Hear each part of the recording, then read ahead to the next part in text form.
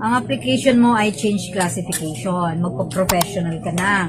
May tanong ako sa iyo ha. Ito ay question na lumalabas sa mga change classification na exam. Okay? Ang tanong mo, ito. Ang driver ng pampublikong sasakyan ay hindi minumungkahi o hindi ina-advisean na makipagkwentuhan sa mga pasahero habang ang kanyang sasakyan ay letter A, tumatakbo, letter B, papaliko, o letter C, nakaparada.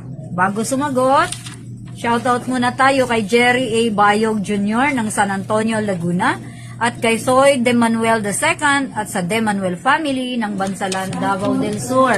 O, anong sagot? Tumatakbo. Okay. Hindi naman ibig sabihin na hindi na tayo magsasalita. Okay.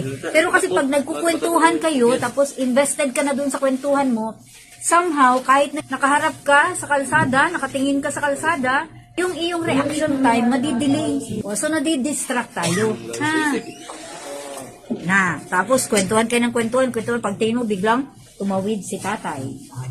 O biglang tumawid ang aso. Karamihan na nadidisgrasya. Aso yung dahilan, ha? So, imbis na makabreak tayo kaagad, mahuli lang tayo ng 1 segundo, disgrasya.